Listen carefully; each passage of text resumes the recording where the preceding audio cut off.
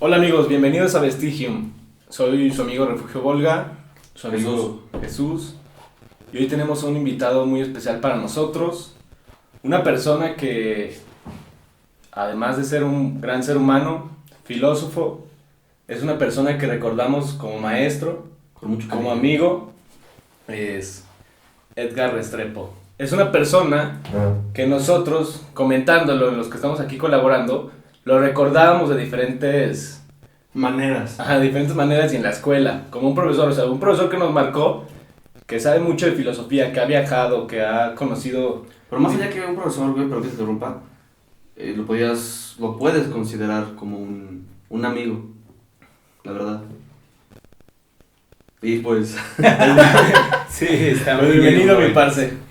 Pues qué bueno, muchas gracias por la invitación. Pues sí, pues hemos compartido en la vida espacios y lugares que creo que fueron importantes. Tratando de despertar las mentes es lo que más buscamos. Y sí, muchas gracias por invitarme, los felicito también por esta iniciativa que están dando. Creo que ustedes pueden marcar una pauta aquí en Aguascalientes en cuestión de entrevistas y este tipo de cosas que a muchas personas pues les llama la atención. Sí, muchas gracias por venir, Edgar. Ahorita estaba comentando usted que nuestro propósito que compartíamos era cambiar mentes. O sí fue lo que dijo, cambiar mentes o expandir mentes. Y quería preguntarle cómo usted se ha acercado, sé que ha sido un profesor y que le gusta la filosofía y la practica, pero que nos platicara cómo se ha acercado en ese proceso de cambiar mentes. Yo creo que todas las personas tenemos la necesidad del cambio y de vivir muchas experiencias que nos enseñen cosas.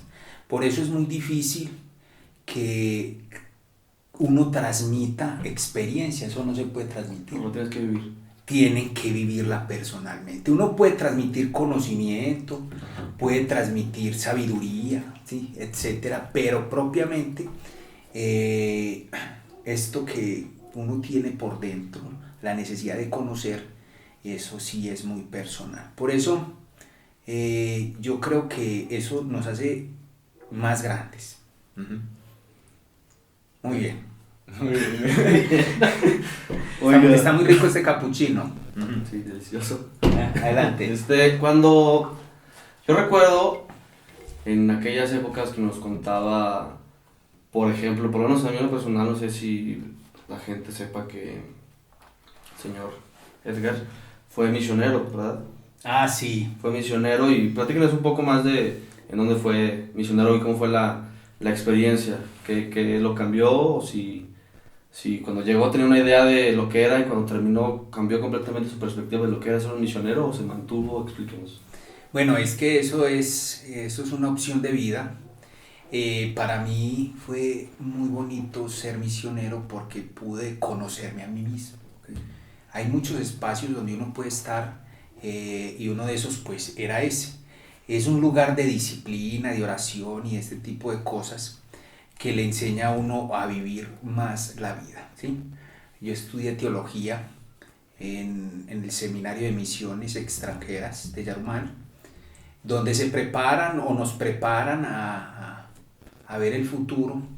No solo en ese seminario, ya anduve como en 4, porque realmente... ¿Dónde es ese seminario? Ese es en Medellín, en Antioquia, Colombia. Ese es uno. Estuve en otro que es en Bogotá y estuve en otro que era en Santa Rosa de Osos. Ese era diocesano. Bueno, en todo fin y caso, esto me hizo crecer como persona. Creo que el haber estado en el seminario me ayudó mucho a conocerme a mí mismo y a proyectarme a mí mismo. Tuve muchas experiencias, entre esas pude estar en el Amazonas, en el Alto Amazonas, ¿sí? Se entra por Colombia, es toda una aventura.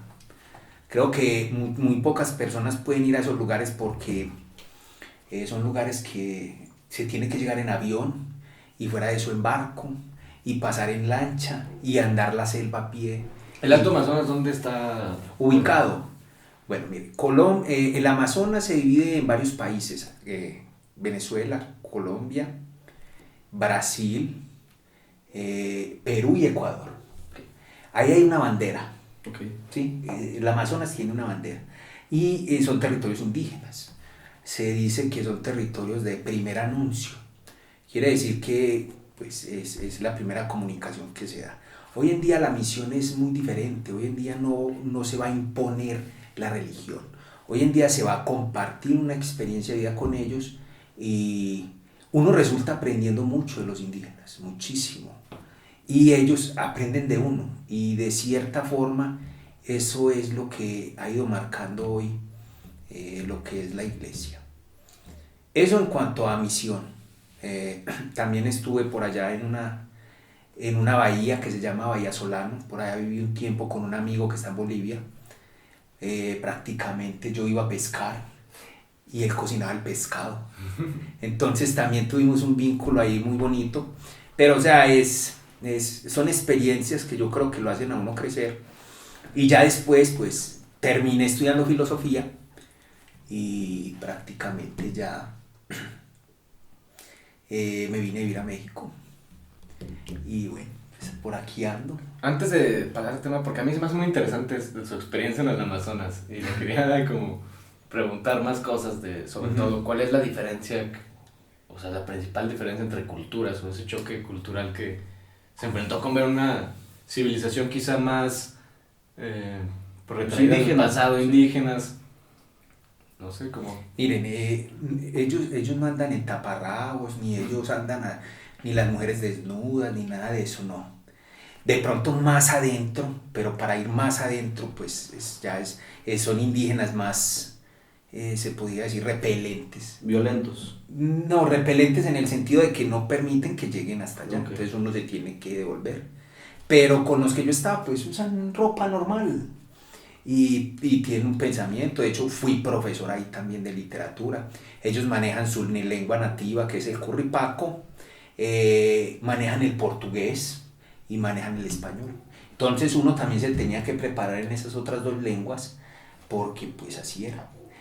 Estaba interesante como me quedé pensando como una persona considerada indígena puede ser más culta y con más habilidades que, o sea, estúpidamente la imagen que tenemos del indígena es como dijo, taparrabos. Sí, son los prejuicios. Son los prejuicios que uno tiene hacia ese tipo de culturas, pero que dominen 3 idiomas, o sea, es algo que no, ¿cómo decirlo? Que deberíamos de tener la gente que está en una civilización con la oportunidad de la tecnología, la oportunidad de buscar y encontrar lo que sea, con la oportunidad de conocer y expandirse y no quedarnos en nuestra zona de confort, ¿cómo ellos sí pueden hacerlo? Pues los africanos en las misiones del África, que es Kenia, lo que es Angola, lo que es Malí, Costa de Marfil, etc. Allá los africanos manejan hasta 5 idiomas. O sea, los africanos, estamos diciendo personas que pues no tienen acceso a la educación como nosotros y manejan esos 5 idiomas tranquilamente. Entonces, eso va más en una convicción. Tipo de pensamiento. ¿O qué opina acerca del hecho que las facilidades nos han hecho más conformistas y por eso no? ¿A qué se refiere con facilidades? Facilidades, que todo es instantáneo, rápido. ¿Quieres hacer algo? ¿Quieres ver una película? ¿Quieres prender la tele? ¡Pum! Rápido. O sea, queremos resultados y recompensas inmediatas. Inmediato. Todo es inmediato. ¿Quieres hacer una hamburguesa? Vas a McDonald's, ¡pum! No, ni siquiera tienes que ir, güey. Ya la puedes pedir desde tu casa, sentado. O sea, te ha hecho que te quedes sentado y que todo llegue a ti y tú no buscarlo. ¿Usted le parece mal? Me parece mal. ¿Por qué? Me parece mal porque en ese pensar, en ese estado de inconsciencia, que yo lo llamo así, una persona que está así, está en un estado de inconsciencia, te acostumbras a que todo te llegue a ti, que piensas que tus sueños, tus anhelos, todo te va a llegar por generación instantánea o simplemente porque haces dos cosas buenas, o sea, de que bien, sientes que te mereces todo. Y siento que mucha gente tiene ese pensamiento de que te ayudo a recoger un papel de basura, ahora por recogerlo yo merezco otra recompensa más grande. O sea, no es ya como, por convicción. Yo también no sé si lo veo como mal, pero sí veo que tiene como desventajas porque, pues sí, como dice Jesús, nos malacostumbra a no perseguir o no estar perseverantes con lo que queremos y que toma más tiempo. Entonces hay cosas que yo pienso que las mejores cosas o las mejores recompensas son las que toman mucho tiempo de estarlas cosechando y de estarlas buscando y ser perseverante en eso. Pues eso no ha cambiado. La facilidad del mundo actual en cuanto a tecnología y técnica pues está muy actual, pero eso que dices que cada quien busca su sueño, que ya es más difícil, no, se sigue buscando, y yo creo que hoy en día se busca cada vez con más insistencia. ¿Sí? Y es más fácil, ¿no? También ahorita en estos momentos como dedicarte quizá, bueno, yo no sé si antes o en otro momento yo personalmente me hubiera podido dedicar a la pintura y a las cosas de arte que me atraen de una manera tan pues constante en otro momento del mundo, por las mismas facilidades de tecnología, de contacto con personas de otros lados, de pues tú exponerte por tus propios medios, con tu teléfono, con... Sí, o sea, lo que me refiero también es que la tecnología, claro que la tecnología te puede ayudar a aprender 5 idiomas en una semana, pero nos hemos hecho conformistas porque pues escribes en tu teclado y ya tienes, si quieres hablar en inglés, le pones pues en inglés y te lo autoescribes, o sea, con que tengas más o menos la idea de qué palabra quieres escribir, pues te lo cambia, entonces ya dices, ya lo hace la máquina, yo para qué tengo que pensar cómo se escribe eso. Sí, bueno, pues estoy muy de acuerdo con sus pensamientos, ven que son pensamientos ya muy maduros de cómo se puede mirar la perspectiva que nos rodea, ¿sí? También los invito a la reflexión filosófica de este tipo de situaciones, porque pues eso es lo que lo lleva a uno adelante. Por ejemplo, usted que está inclinado hacia el arte, ¿sí? Qué bueno. Hay que seguirle metiendo al arte, y el arte es experiencia, el arte es conocer, y pues de cierta forma se aprende, ¿sí? Yo creo que usted en este momento está concentrado en el arte empírico. Sí. Totalmente de experiencia. Sí, de experiencia, no sé, también, o sea, es más como intuitivo de que, ay, me gustan esos temas, no tanto como de arte, pero investigo la teoría, algunos videos, o busco videos de otros expertos discutiendo sobre eso, pero es más así como a mi manera. No es, yo siempre me he ido como más por el lado de construir mis propias ideas como a mi manera. ¿Y qué tal le ha ido? De todo. Aquí estamos tratando de expresarnos nuestras ideas y a veces congeniamos y a veces la neta pues no congeniamos en nada, pero no es como ahorita todo el mundo te quiere imponer su punto de vista y a huevo quiere que pienses porque él piensa así, y eso también se me hace muy culero, pero es un tema que abarca mucho. A lo que me refiero y a lo que voy con esto es que lo que me gusta de estos episodios, este programa que me ha enseñado mucho, a pesar de que llevamos relativamente pocos, pero llevar esos episodios, es que aprendo a entender el porqué de tu explicación. O sea, o mejor dicho, me pongo en tus zapatos. Y eso siento que nos falta muchísimo.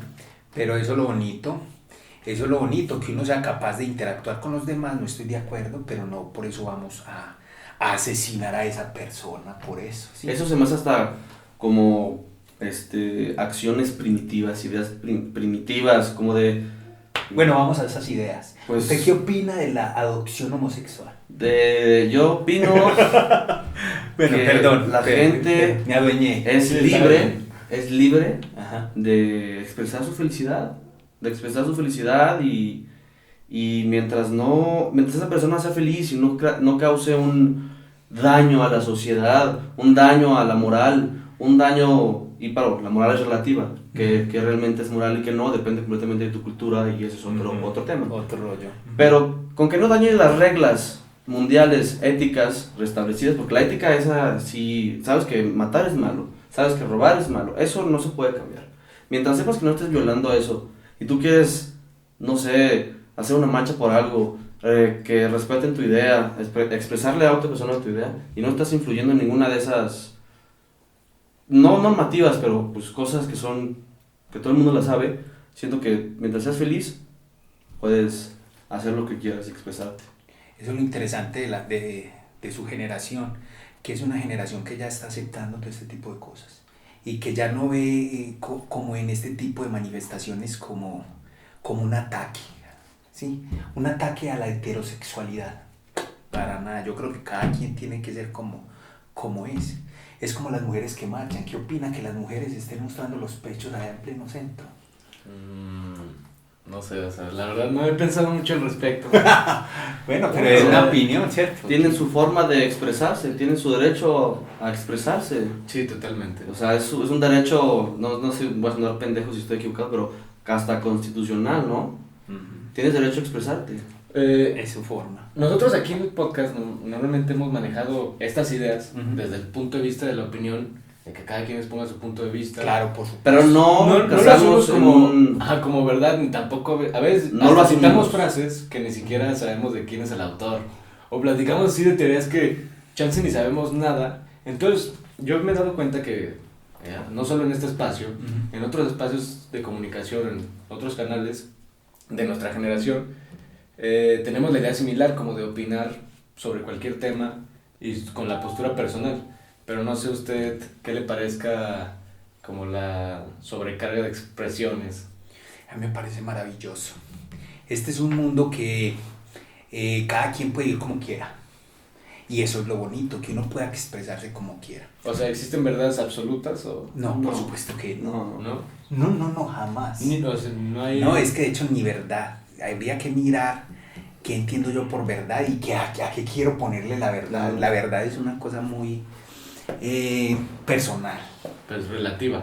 Totalmente. Y va más centrado con la moral, o sea, lo que yo creo de las cosas.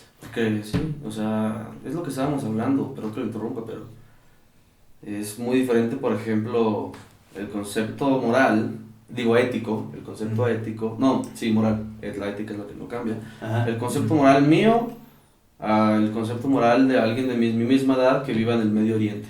Ah, sí, totalmente. Ciertas conductas que yo hago aquí, si las hiciera allá sería una falta de respeto muy grande.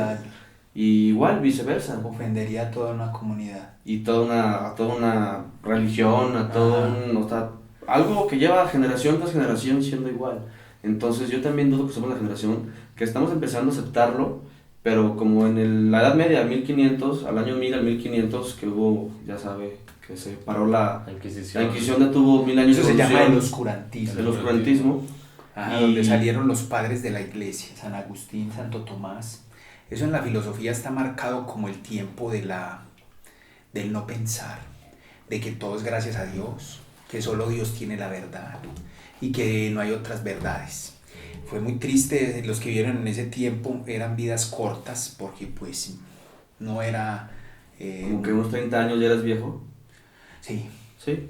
Y los niños los golpeaban, no se tenía los conceptos que hoy se tienen. No, incluso esos conceptos de higiene, una vez leí que se bañaban como una vez al mes y se morían de muchas infecciones, ¿no? También las mujeres y las transmitían también a los hombres o viceversa, porque no había ese hábito de la limpieza personal, la higiene personal, y también se morían así por muchas infecciones. Una gripa te podía matar, obviamente la tuberculosis, ¿verdad? Pero una simple gripa, que está ya roto un hueso, o algo así, que no hubiera alguien, porque eso cabe decir, los doctores eran oscurantistas, eran brujos, y los quemaban. Y se creía que Dios era el que curaba en aquel entonces. Por eso se moría, pero está... Bueno, en aquel entonces recuerde que la gente pues lanzaba sus heces, sus orines a la calle. Y pasaban las carretas. Las carretas con comida, con pan. Con cochinadas. Era un tiempo muy difícil de vivir. Sí, pero... Y se da la peste negra, que es como lo que hoy estamos viviendo del COVID. Pero es por las ratas, ¿no? La peste negra. La peste negra sale a raíz de una rata. De un roedor. Pues hemos comentado varias cosas de Dios. No sé usted... ¿De Dios? Sí, sobre Dios. Ahorita platicamos... Entonces, la edad denso. No, pero me gustaría preguntarle, usted fue misionero. No le quiero preguntar que si cree en Dios. Claro. Entonces, debido a esas ideas que le explicaba, ¿usted cómo opina que es la necesidad en estos momentos de la historia del ser humano de creer en Dios? ¿Cuál es su necesidad ahorita en este momento? Porque, por ejemplo, para darme más a entender, Jesús, tú, o sea, eres católico, ¿verdad? Pues me crié en una Casa católica. casa católica, pero más ¿Pero vas a misa? ¿cómo se llama? Por herencia, que no voy a misa. No voy a explicar mi forma de representar mi poder superior, pero no concuerdo con es más ciertas como partes, espiritual, más personal, más personal. No es tan como No es tan dogmática. dogmática. Y yo coincido, y de hecho, pues con otras personas que estamos aquí de nuestra edad, coincidimos en ese punto de vista. Entonces, por eso que yo creo que ahorita la necesidad de creer en Dios, si no cambió y se transformó, no sé a qué. Bueno, no se transforma. La verdad, Dios sigue estando ahí para que usted acceda a Él cuando quiera. Lo que pasa es que uno va yéndose por otros caminos que va conociendo. Por ejemplo, el ateísmo habla de que no creen en Dios, pero tienen que creer en algo. Uno tiene que creer en algo, no simplemente no. Uno tiene que tener algún tipo de creencia, ya sea el dinero, ya sea otra persona, ya sea etcétera. Pero la concepción de creencia siempre es necesaria. Hoy en día sí se ve que hay menos religiosidad. Quiere decir que personas que van a culto, personas que siguen los sacramentos, personas que siguen los mandamientos, hay pocas, pero pues siempre va a estar ahí para el acceso a nuestra tradición. ¿Qué quiere decir? Que cuando menos piensa, pues uno se acerca por aquella necesidad, por aquella situación y no conoce más. Si fuéramos musulmanes, pues la cosa sería diferente. Miraríamos nuestro entorno de una forma totalmente diferente. Está muy interesante. Ajá. Y pues deja mucho que pensar en la forma, más allá de cómo ves a tu poder superior, o en este caso a Dios, sino en cómo literalmente, bueno, siento que tu vida surge a partir de, bueno, como yo entiendo, tal vez estoy equivocado, es una teoría mía. ¿Cómo ves a Dios? Depende mucho cómo manejas como el 90% de tu vida, de tus acciones y tus pensamientos. Hay que respetar esa situación. Sí. Yo creo que pues uno puede tener sus propias visiones de Dios, ver la iglesia de esta manera, criticar la iglesia, pues por supuesto que hay que hacerlo, ¿sí? No aquella crítica destructiva, sino aquella crítica que haga crecer, que nos demos cuenta de que pues está sucediendo esto y que se debe cambiar esto, y que no hay ideas absolutas, ni verdades absolutas, pero que a medida que uno va madurando en esa situación, uno va entendiendo más un concepto más sano de Dios, más sano. ¿A qué me refiero? A que yo puedo vivir los valores, yo puedo hacer caridad, ayudar al prójimo, ayudar a mi amigo, ayudar a aquella persona. Yo ahí estoy viviendo muchos valores. Sí. Ahí estoy viendo yo en que realmente estoy viviendo eso. Y eso es Dios, ¿sí? No es nada más. ¿Por qué me nace ayudar al otro? Pues porque yo soy bueno. ¿Y por qué soy bueno? Porque pues tengo temor de lo malo, de lo perverso, de lo etcétera, de aquellos demonios y aquel tipo de cosas que pues de cierta manera hay veces son folclóricos, sí, pero que pues usted sabe que lo sobrenatural existe, no podemos negar que hay algo más allá que mueve esta situación y etcétera. Es como aquellos que se van a jugar con la tabla Ouija, son ignorantes. Uno no puede abrir puertas que están cerradas, porque así es, o sea, es que ese tipo de cosas, empezar a jugar ese tipo de juegos que están invocando cosas que no conocemos, no sabemos, se tiene muy poca información, no sabemos si existe un más allá del hoy. Sí. No se sabe si morimos, si vamos a tal parte o no vamos. No nos atrevemos a lanzar eso, simplemente seguimos la tradición. Pero es algo que sí nos obliga a hacernos esas reflexiones. Bueno, ¿a dónde voy? ¿Qué quiero hacer? O sea, que también su vida, usted cuando esté a punto de morir diga, viví. ¿Sí? Hice cosas que realmente fueron interesantes. Por ejemplo, usted puede irse a París, por allá, a una academia de arte, ¿sí? Con una mochila. No, Vivir por allá en los semáforos y ese tipo. Mentira, no, sino que es una forma, es una concepción de decir que eso hace solo para usted. Sí. Ajá, y hay como los fotógrafos, por ejemplo, toman fotografías y hay fotografías que no toman. Que se quedan con el momento. Son de hechos. Porque es personal. Ajá. Aprenden a vivir ese tipo de situaciones. Y yo creo que pues uno tiene que crecer, tiene que darse la oportunidad de crecer y es importantísimo. Siento que también es muy importante lo que nos está diciendo, pero bueno, ya para no hacer muy largo, siento que lo que dijo de que yo soy bueno, pero bueno, ahí entramos en que el ser bueno y malo es subjetivo también, entonces si sería un tema aparte, pero... Sería otro tema interesante. Pero dése cuenta de que el ser humano por lo regular es bueno. Sí. Se vuelve malo por avaricia, por desamor. O sea, no porque lo dejó la novia, eso es trascendente.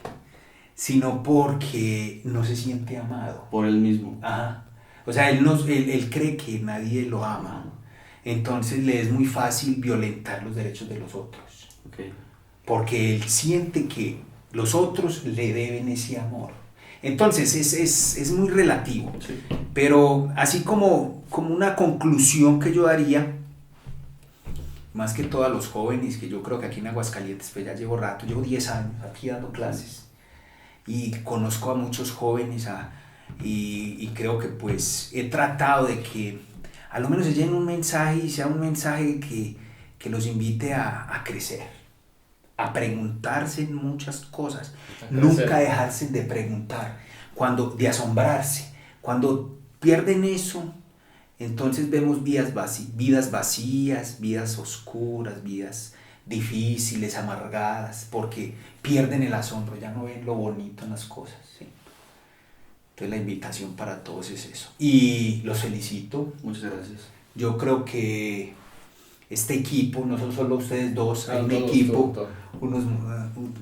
Todos mis alumnos, y de diferente lado, Sí, o sea, sí, que sí. es lo más enriquecedor y que concibimos en eso. Yo los felicito porque están generando nuevo contenido, un contenido que es crítico, que es lo que necesitamos, que estemos todos conociendo. Crecer, como dijo, ¿no? Claro. Porque la verdad es que yo sí creo que hay una crisis como de madurez ahorita en nosotros. ¿Sí? Personalmente hasta en mí mismo Sí. me he encontrado en eso y con esa necesidad de querer crecer, y es parte de lo que usted está diciendo, ser más crítico y no dejarse de preguntar. Ajá. Y siempre buscar un camino y tomar decisiones. Pero recuerden, las decisiones no se toman en momentos de crisis. Hay que esperar que pase la crisis. Y ya después viene una muy buena solución a la situación. Hay mucho vacío emocional en los jóvenes hoy en día. Lo he visto, mentalmente lo veo. Y bueno, pues tratar. Y que pues sea algo que los haga crecer cada vez más. Pues muchísimas gracias. Muchas gracias, Silvia, por venir aquí. Con mucho gusto, jóvenes. Yo creo que más adelante podemos hacer una mesa. Definitivamente va a haber otro episodio. Nos quedamos con 1000 cosas. Sí, Esto, haz de cuenta, es como... La cucharadita. Sí, la primera cucharada de lo que este gran ser humano nos puede aportar por como lo dijimos, el gran impacto que 2 años que me dio clases, Pues a todos les di como de a 2 y de a 3. de 2 y de 3, impactó en nosotros. Entonces, pues, hasta le vamos a hacer su propia sección. No, de todas maneras sí. Cuenten con que yo los apoyo en ese sentido y Muchas gracias. inviten personas así. Sí, sean lo que es el interesantes. proyecto, estamos invitando gente que, bueno, no conozcamos, pero creamos que tiene aporta a la sociedad, aporta algo más que las mamadas banales. A una buena conversación. Una buena causa y una buena conversación. Sí, yo creo que cada vez se hacen las conversaciones más relajadas. Y no, se tiene que hablar crudo, se tiene que hablar directo y se tiene que exponer cosas que a la audiencia o en sí a nosotros no les parezcan, para no quedarse Delicada en esa la situación. conformidad de pensamiento, que es también lo que nos está matando. Pero esos son temas que pues se llevan más de 1 hora, podemos estar hablando aquí 10 horas y no nos vamos a aburrir. No, pero para eso necesitaríamos otras cosas. Otras cosas, exacto. Ya lo veremos platicando. Muy bien, muchas gracias. No, muchas Gracias. Y pues recuerden darle like, checar todas nuestras redes sociales. Muchas gracias a todos. En Facebook estamos recibiendo mucho aporte, mucho cariño. Muchas gracias. En YouTube también. Acuérdense que estamos en Instagram, Facebook, TikTok y YouTube. Y próximamente en Spotify. Y pues gracias a todos. De México Compartan hasta Colombia. y suscríbanse. De México hasta Colombia, con el mismísimo Edgar Castañeda Restrepo, a.k.a. El Colombiano. Bueno, muy bien. Hasta luego. Gracias.